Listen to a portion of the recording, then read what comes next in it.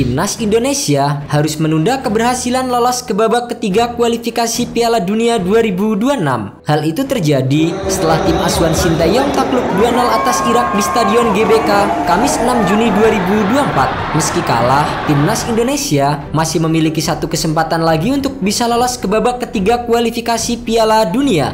Menduduki posisi kedua grup F di bawah Irak dengan 7 poin, Indonesia harus bersaing dengan Vietnam yang membuntuti di posisi ketiga dengan 6 poin. The Golden Star berhasil mengalahkan Filipina 3-2 di pertandingan Kamis malam dan menjaga asa untuk bisa lolos ke babak ketiga. Kini, satu-satunya harapan Timnas Indonesia adalah menang di pertandingan terakhir melawan Filipina. Kemenangan atas Filipina akan membuat Timnas Indonesia lolos ke babak ketiga sekaligus mendapatkan tiket ke putaran final Piala Asia 2027. Di pertemuan pertama kedua tim di Filipina, Timnas Indonesia hanya mampu bermain imbang 0-0. Meski secara statistik Timnas Indonesia lebih unggul dari Filipina, namun Ketua Umum PSSI Erick Thohir mengingatkan para punggawa Garuda untuk mewaspadai kekuatan baru The Skulls. Filipina terbukti mampu merepotkan Vietnam dan berhasil mencetak 2 gol di kandang Vietnam.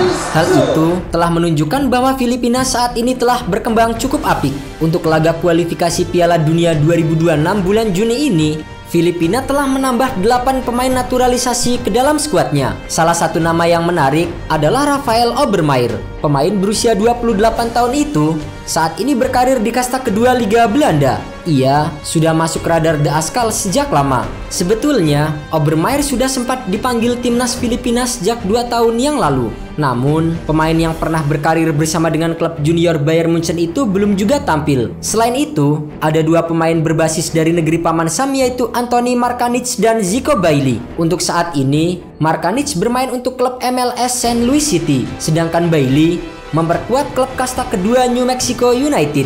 Adapun Joseph Bakai, Adrian Ugelvik serta Bjorn Martin saat ini berkarir di Norwegia. Sedangkan Dylan De Munich dan Johannes Selven bermain di Belgia dan Swedia.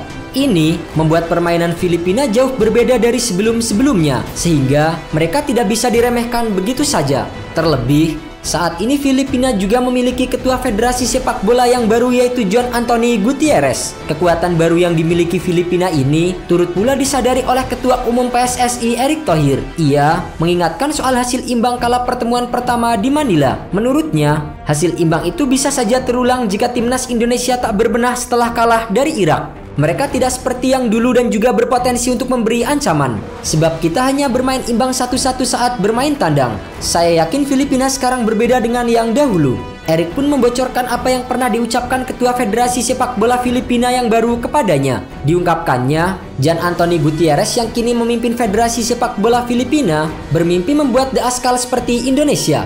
Seperti diketahui, saat ini timnas Indonesia tengah mengalami peningkatan yang cukup pesat semenjak dilatih oleh Sintayong. Secara permainan, prestasi di kompetisi yang diikuti hingga ranking FIFA menunjukkan perbaikan. Hal inilah yang ingin ditiru oleh Filipina di era ketua yang baru. Perlu diketahui, Filipina memang dipastikan tidak lolos ke putaran selanjutnya setelah mereka hanya mengumpulkan 1 poin saja. Namun, Filipina memegang kunci kelolosan timnas Indonesia yang kini mengoleksi 7 poin.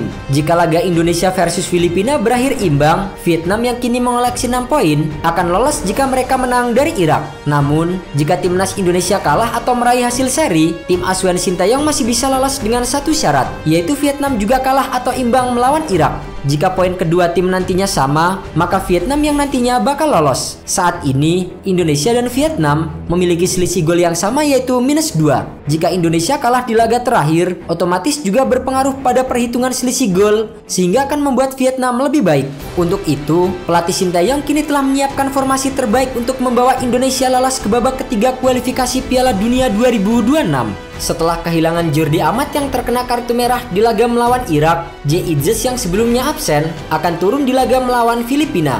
Tak hanya itu, timnas Indonesia juga dipastikan mendapatkan amunisi baru yang siap debut melawan Filipina yaitu Calvin Verdong. Dengan formasi andalan 3-4-3, Hernando Ari akan kembali diandalkan sebagai kiper utama timnas Garuda. Kemudian di posisi back ada Jay Itzes, Justin Hapner dan juga Rizky Ridho yang bisa diandalkan. Di posisi sayap kiri, Sen Patinama akan dimainkan lebih dulu dengan Pratama Arhan sebagai cadangan. Sementara di posisi sayap kanan, Calvin Verdong bisa menjalani debut menggantikan Sandy Walsh yang tampil kurang maksimal. Di lini tengah, Tom Haye akan coba diturunkan bersama dengan Ivar Jenner yang di pertandingan pertama baru masuk di babak kedua. Kemudian di lini depan ada trio Marcelino Ferdinand, Rafael Struijk dan Ragnar Oratmangun yang siap menebar ancaman ke gawang The Skulls.